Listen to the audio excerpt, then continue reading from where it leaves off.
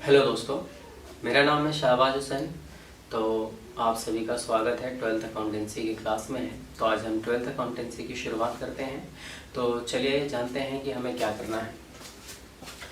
सबसे पहले हम जानेंगे 12th अकाउंटेंसी की सिलेबस के बारे में। ठीक है, सेशन आपका 2020 से 21 का है 12th अकाउंटेंसी। यहाँ जो सिलेबस है वो मैं सीबीएसई के अकॉर्डिंग ही बता रहा हूँ। मैंने सीबीएसई की साइट पर देखा है सिलेबस क्या है 2020 से 21 का। हालांकि आप सभी जानते हैं कि लॉकडाउन का टाइम चल रहा है।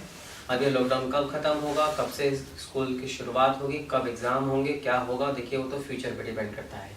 फिलहाल जो सीबीएसई ने हमारा सिलेबस बताया है वही मैं आपके सामने रख रहा हूँ। सिलेबस में को 3 पार्ट में डिवाइड किया गया है, part A, part B, part C. Part A में आप देखेंगे सबसे पहले मैंने लिखा है एनपीओ, फिर उसके बाद है पार्टनरशिप फर्म, फिर उसके बाद है company account. NPO non profit organisation एक चैप्टर है, वो हमें पढ़ना होगा। फिर पार्टनरशिप फर्म के बारे में पढ़ना होगा। ये एक अलग कंटेंट है, ये दूसरा कंटेंट है और ये तीसरा कंटेंट है। जो पहला और दूसरा ये दोनों जो कंटेंट है ये मिलकर आपकी जो बुक होगी वो फर्स्ट बुक कहलाएगी। आपको बुक कौन सा परचेज करना है मैं ये भी बता देता हूँ, टीएस गिरवाल, जो आप लोगों ने 11th क्लास के अंदर ऑलरेडी परचेज किया था, है ना, टीएस गिरवाल की बुक, वही आपको 12th क्लास के लिए लेना है। ये जो कंपनी अकाउंट है ये आपकी सेकेंड बुक होगी। बात करते हैं इनके वेटेज की। तो आपका जो पार्ट ए है एनपीओ और पार्टनरशिप फर्म, ये दोनों मिलकर आपके बोर्ड के एग्जाम में 40 मार्क्स का इसका वेटेज होगा। सेकेंड बुक यानी कि जो आपका कंपनी अकाउंट है ये होगा आपका 20 मार्क्स।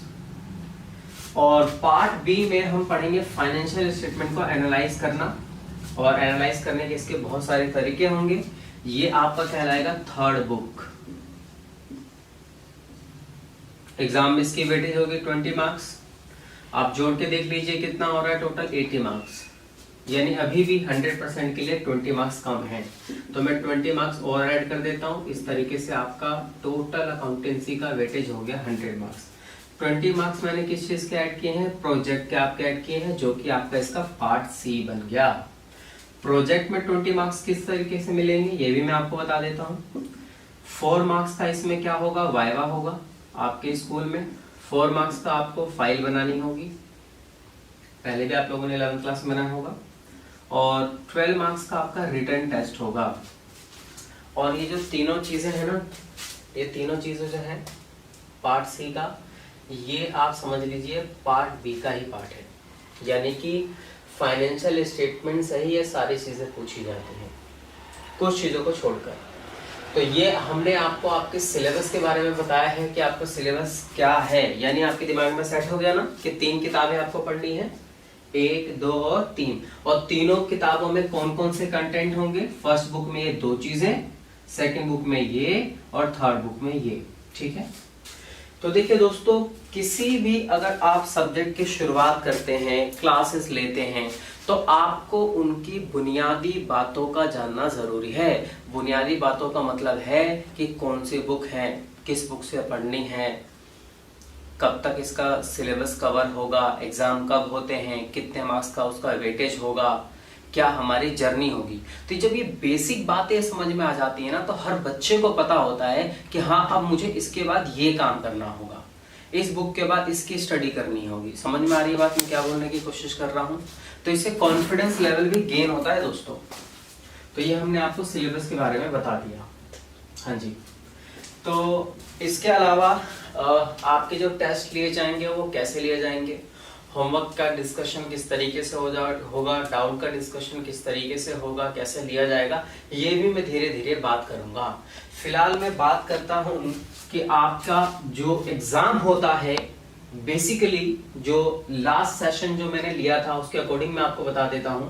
हालांकि लॉकडाउन के बाद कुछ चीजें चेंज तो होनी ही चाहिए मेरे अकॉर्डिंग। होता कुछ ऐसा है कि आपका सबसे पहले एग्जाम होता है सितंबर के अंदर, हाफ ईयरली आपका एग्जाम होगा। और हाफ ईयरली एग्जाम के अंदर जो सिलेबस आपका होता है दोस्तों, ये फर्स्ट और सेकंड बुक यानी कि पार्ट ए, ये दोनों ही चीजें पूछ ली जाती हैं एग्जाम में। और जो पार्ट बी है ये आपका फाइनल एग्जाम में ही कवर किया जाता है, जब बोर्ड का पेपर होता है, बोर्ड से पहले प्री बोर्ड होता है। तो सितंबर तक आप देख लीजिए कि ये दोनों ही बुकें कवर हो जाती हैं। और मैं आपको बताऊं, जो टोटल सिलेबस आपका है, यानी कि ये 2 बुक ये और तीसरी बुक ये, यूं समझिए कि 100% में से 80 से 90% जो है वो सिर्फ फर्स्ट बुक और सेकंड बुक ही कवर कर लेता है। मैं देखें मार्क्स की बात नहीं कर रहा, मैं यहाँ पे ड्यूरेशन की बात कर रहा हूँ कि कितना टाइम लगेगा चैप्टर को पढ़ने में, उसकी लेंथ क्या है। तो इन दोनों बुक के कंपैरिजन में ये जो तीसरी बुक है ना बहुत इजी होती है, इसमें कोई टेंशन नहीं होता। मैं आपको बताऊं, ये जो थर्ड बुक है ना 20 मार्क्स का है, एक एवरेज बच्चा इसके अंदर आप समझ लीजिए कि 16 से 18 नंबर आसानी से ले आता है। तो मेन जो हमारा ध्यान होना चाहिए, कंसंट्रेशन होना चाहिए, वो होना चाहिए फर्स्ट बुक और सेकंड बुक पे। ये आपके लिए चैलेंज होगा, ठीक है। तो सितंबर में इसके एग्जाम हो जाते हैं।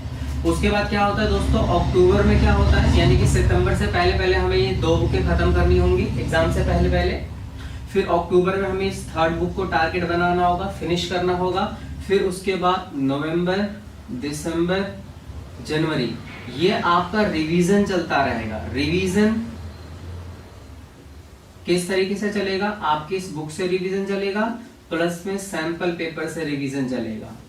और हाँ, टेस्ट तो आपके होते रहेंगे, जिस तरीके से सिलेबस कवर होता जाएगा उस तरीके से टेस्ट का लेवल बढ़ता जाएगा, ठीक है। और जैसे ही फेब का टाइम आ जाता है, यानी कि समझ लीजिए जनवरी के एंड तक और पूरे फेब में मैं क्या करता हूं, 5 से 10 फुल मतलब कंप्लीट पेपर का टेस्ट ले लेता हूं। कंप्लीट जो आपका कोर्स हो जाता है मैं उसका टेस्ट ले लेता हूं, जिससे बच्चों का कॉन्फिडेंस लेवल बहुत ज्यादा इंक्रीज हो जाता है, बढ़ जाता है, ताकि वो बोर्ड में के पेपर में जब बैठते हैं तो उनके अंदर डर नहीं रहता, सारी हेजिटेशन खत्म हो जाती है। तो देखिए कुछ इस तरीके का है हमारी जर्नी जो हमें करनी है, ठीक है। उम्मीद करता हूँ कि आपको सब कुछ समझ में आ गया होगा कि हमें किस तरीके से पढ़ना है, कौन कौन सी बुकें पढ़नी है। शुरुआत दोस्तों हम लोग फर्स्ट बुक से ही पढ़ेंगे, यहीं से हम करने वाले हैं। और फर्स्ट बुक में ये आप देख रहे हैं एनपीओ, सबसे पहले हम इसकी शुरुआत करेंगे। यही मैं क्लियर कर देता हूं कि जो फर्स्ट बुक में है इसमें ना 2 कंटेंट है, एक एनपीओ है और दूसरा है पार्टनरशिप फर्म। ये दोनों अलग अलग है दोस्तों। एनपीओ एक अकेला चैप्टर है, सिंगल चैप्टर है, जिसके एग्जाम में वेटेज 10 मार्क्स है। देख रहे हैं फर्स्ट बुक कितने मार्क्स का है, 40 में से 10 मार्क्स तो एनपीओ हो गया। तो इसका मतलब जो पार्टनरशिप फर्म है वो कितने मार्क्स का होगा, 30 मार्क्स का हो गया। इसमें 6 चैप्टर हैं और ये 1 चैप्टर है, यानी कि कुल मिलाकर कितने हो गए, 7 चैप्टर हो गए। तो शुरुआत हम फर्स्ट बुक से करने वाले हैं।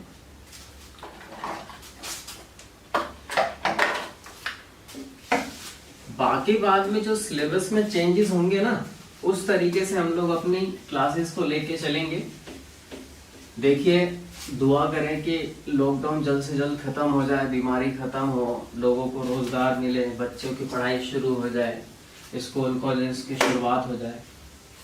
बाकी उस समय देखते हैं, हम दुआ ही कर सकते हैं और क्या कर सकते हैं। तो सबसे पहले पार्ट ए में हम फर्स्ट बुक की शुरुआत करते हैं। और फर्स्ट बुक में दोस्तों मैं पहले चैप्टर से शुरुआत करना चाहूँगा, एनपीओ नॉन प्रॉफिट ऑर्गेनाइजेशन।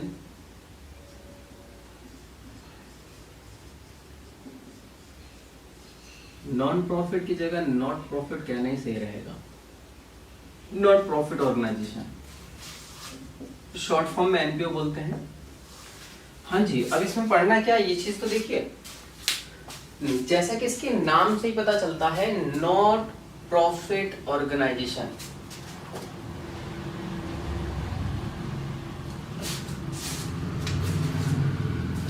ये इस ऐसे ऑर्गेनाइजेशन जिनका उद्देश्य, जिनका मकसद प्रॉफिट कमाना नहीं होता है, यानी इनका मकसद समाज की सेवा करना है, सोशल वेलफेयर करना है।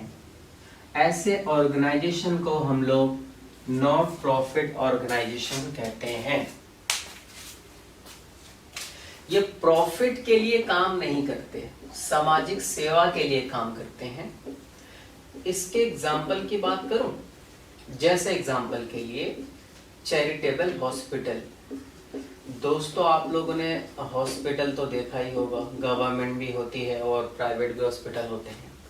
चैरिटेबल हॉस्पिटल वो हॉस्पिटल होते हैं जिनमें सभी जो भी पब्लिक होती है उनका ट्रीटमेंट किया जाता है और उनसे पैसे नहीं लिए जाते। और इस हॉस्पिटल को चलाने के लिए बहुत सारे लोग होते हैं और वो आपस में मिलकर कुछ पैसे कंट्रीब्यूट करते हैं, योगदान देते हैं और उस पैसे की सहायता से उस हॉस्पिटल को चलाया जाता है समाज की सेवा के लिए। सेम वैसे चैरिटेबल आपका समझ लीजिए स्कूल हो गया, इसी तरीके से स्पोर्ट्स क्लब हो गए, जो बच्चों की प्रतिभा होती है खेलकूद की उसको सराहने के लिए, अप्रिशिएट करने के लिए खोला जाता है।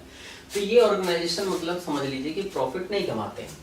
अब करना क्या है स्ट्रक्चर में, हमने तो समझ लिया शॉर्टकट में कि हाँ जी भाई, और नॉट फॉर प्रॉफिट ऑर्गेनाइजेशन का मतलब क्या है। अब इसमें हमें पढ़ना क्या है।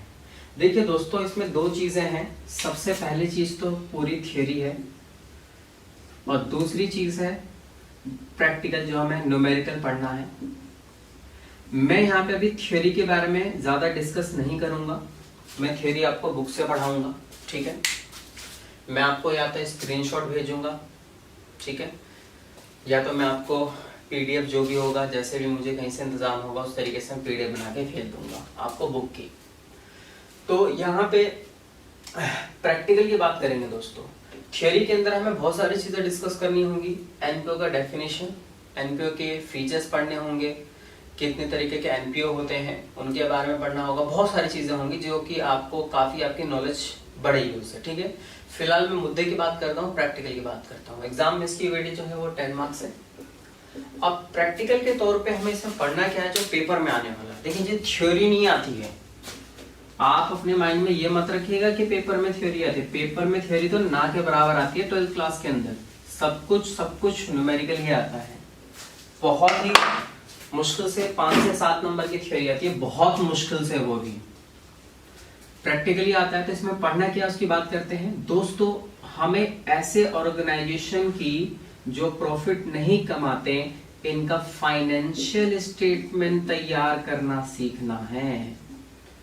फाइनेंशियल स्टेटमेंट आप लोगों ने 11th क्लास में सीखा था ना, सोल प्रोप्राइटरशिप फर्म का, जिसमें आपको क्वेश्चन में ट्रायल बैलेंस गिवन होता था, फिर उसके बाद ट्रेडिंग अकाउंट, P&L अकाउंट और आप बैलेंस शीट बनाते थे। हाँ, एडजस्टमेंट के साथ बनाते थे, जैसे क्लोजिंग स्टॉक था, डेप्रिसिएशन था, प्रीपेड एक्सपेंस था। सेम टू सेम वही चीज आपको यहाँ प्रिपेयर करनी है, फाइनेंशियल स्टेटमेंट। लेकिन ये कौन सी किस चीज की फाइनेंशियल स्टेटमेंट है? एनपीओ की। वहां प्रॉफिट वाले की करते थे, वो जो फर्म था प्रॉफिट कमाता था, यहाँ प्रॉफिट नहीं कमाने वाला है, तो इसकी भी फाइनेंशियल स्टेटमेंट तैयार करनी है।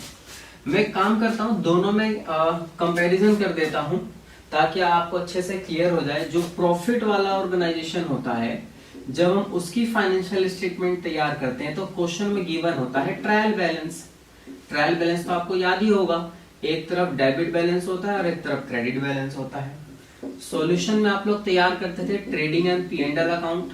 आपको ध्यान होगा, ट्रेडिंग में ग्रॉस प्रॉफिट आता था, P&L में ट्रांसफर हो जाता था, P&L में फिर नेट प्रॉफिट आता था जो बैलेंस शीट में ट्रांसफर हो जाता था।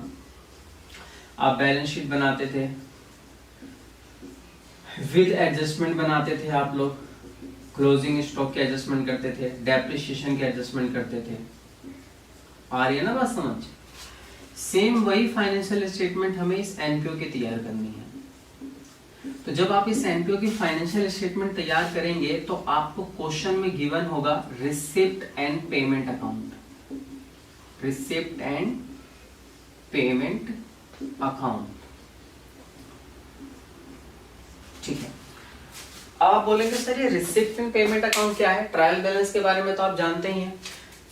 पहली बात तो मैं इसका पूरा फॉर्मेट बुक से ही आपको बताने वाला हूँ। बहुत सारी चीजें हैं तो पॉसिबल नहीं है कि मैं उस चीज को बोर्ड पे लिख सकूं, पूरा मिटाना पड़ेगा, बोर्ड पे काफी टाइम लग जाएगा लिखने में, ठीक है। आप लोग भी परेशान हो जाएंगे, तो इस चीज को हम बुक से पढ़ लेंगे, ठीक है। मैं आपको समझा देता हूँ कि होता क्या है दोस्तों। रिसिप्ट का मतलब होता है पैसा आना और पेमेंट का मतलब होता है पैसा जाना, जो कि कैश बुक की तरह होता है। अब ये जो रिसिप्ट है ना, इस साइड में क्या होता है, इनकम गिवन होता है, इनकम प्लस में लाइबिलिटी। इनकम का मतलब है कि जो इस ऑर्गेनाइजेशन को चलाने के लिए पैसे की जरूरत होगी वो कहां से आएंगे, उसका क्या सोर्स होगा, समझ में आ रही बात, वो आपका इनकम हो गया। लाइबिलिटी का मतलब है इस ऑर्गेनाइजेशन को चलाने के लिए पैसे की रिक्वायरमेंट, लेकिन वो इनकम नहीं होगा, वो आपके ऊपर कर्ज रहेगा। जैसे बैंक से आपने एग्जांपल के लिए लोन ले लिया, ठीक है। तो इनकम के मोटे इनकम की मैं यहाँ पे बात करूं तो सबसे पहला जो इसका इनकम होता है सब्सक्रिप्शन होता है। देखिए दोस्तों, सब्सक्रिप्शन को हिंदी में बोलते हैं चंदा लेना। जो ऑर्गेनाइजेशन होता है ना, उसको चलाने के लिए मेंबर होते हैं बहुत सारे। जैसे मान लीजिए हमने ही सोचा कि चलो एक काम करते हैं, सागरपुर में या जो भी एक प्लेस है, हरिनगर, सागरपुर या जनकपुरी, कहीं पे भी हम एक स्कूल खोलते हैं जिस स्कूल में हम गरीब बच्चों को पढ़ाएंगे। तो जाहिर सी बात है, गरीब बच्चों को पढ़ाने के लिए एक इंफ्रास्ट्रक्चर की जरूरत होगी, लैंड चाहिए होगा, बिल्डिंग चाहिए होगा, फर्नीचर चाहिए होगा, ड्रेस चाहिए होगा, प्लेग्राउंड चाहिए होगा, बहुत सारी चीजें चाहिए होंगी। तो उसके लिए पैसे की हमें रिक्वायरमेंट होगी। तो मैं क्या करता हूँ, अपने साथ बहुत सारे लोगों को जोड़ देता हूं और सभी लोगों से कहता हूं कि भाई आप अपने पास से 1,000 रुपए कॉन्ट्रीब्यूट करें। मान लीजिए मैंने तकरीबन अपने पास 1,000 लोगों को जोड़ा और सभी लोगों को बोल दिया कि मैंने मंथली या तो क्वार्टरली या तो एनुअली बेस पे जो हमने डिसाइड किया उसके हिसाब से हमें आपको पैसे देने होंगे हमारे ऑर्गेनाइजेशन को। तो जो उनसे पैसे आएंगे उसी पैसे को हम लोग बोलते हैं सब्सक्रिप्शन, और सब्सक्रिप्शन एक इनकम का सोर्स है। इसके अलावा हमारे ऑर्गेनाइजेशन को चलाने के लिए डोनेशन भी मिल सकता है। जैसा कि मैंने आपको बताया ना कि हमने मान लिया कि हम एक स्कूल चलाने वाले हैं, चैरिटेबल स्कूल, जो कि जिसमें हम गरीब बच्चों को पढ़ाएंगे। तो उसके लिए इनकम क्या होगा, आप देखिए प्रैक्टिकल इश्यूज को सोचो, इमेजिन करो, तो ही मजा आएगा इस चैप्टर को पढ़ने में। ठीक है, बहुत इंटरेस्टिंग चैप्टर है। तो हमें डोनेशन मिल सकता है जी, हमने किसी पर्सन ने हमें डोनेशन आके दे दिया कि लो भाई, लाख रुपए, 2 लाख, 5 लाख, 10 लाख, ये लो डोनेशन हमारी तरफ से, स्कूल के लिए बिल्डिंग खरीदो या लैंड खरीदो, ठीक है, या आप प्ले ग्राउंड बनाओ, या आप किसी भी काम में इस चीज को खर्च करो, डोनेशन हो गया। इसके अलावा गवर्नमेंट भी आकर हमारी हेल्प करती है, जिसको हम ग्रांट बोलते हैं दोस्तों। इसके अलावा बहुत सारे और भी इनकम होते हैं दुनिया भर के, ठीक है। पेमेंट की बात करें तो पेमेंट का मतलब होता है पैसा जाना। अब हम मान लीजिए कि हमने स्कूल खोल रखा है, तो जाहिर सी बात है कि हम स्कूल में टीचर रखेंगे, टीचर की सैलरी देनी होगी, सैलरी हमने पे किया।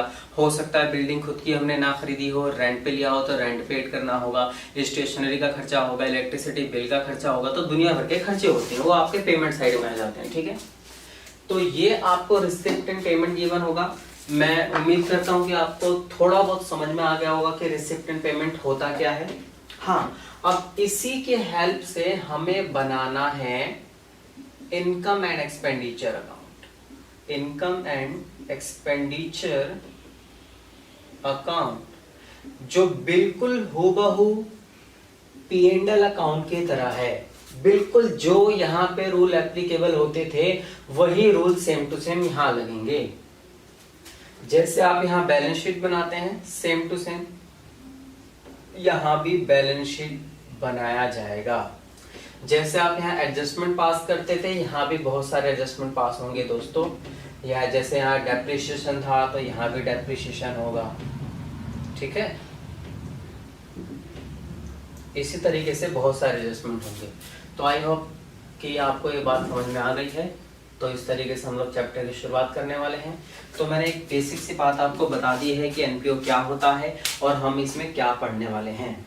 हाँ जी, एक बात आप हमेशा ध्यान रखिए, मैं फिर से रिपीट कर रहा हूँ इस चीज़ को, कि आप जिस बुक की स्टडी कर रहे हैं, चाहे वो मैथ की हो, चाहे वो अकाउंट्स की हो, चाहे इकोनॉमिक्स की हो, चाहे इंग्लिश की हो, आपको पता होना चाहिए कि आपको क्या पढ़ना है उस चीज़ के अंदर, कौन से कंटेंट हैं, किस तरीके से पढ़ना है, उसमें कौन सी बातें लिखी होंगी।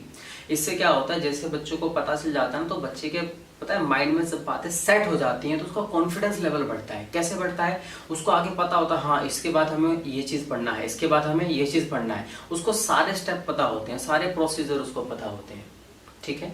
तो आपके लिए जानना बहुत ज़्यादा ज़रूरी था। तो मैं जितने भी चैप्टर की शुरुआत करूंगा तो आप समझ लीजिए कि मैं उन सभी चैप्टर का पहले बेस बताऊंगा कि आपको उसमें क्या गिवन होगा, क्या पढ़ना है, किस तरीके से पढ़ना है, कितने मार्क्स से उसकी वेटेज होगी। ठीक है दोस्तों, तो आज के लिए सिर्फ इतना ही रखते हैं।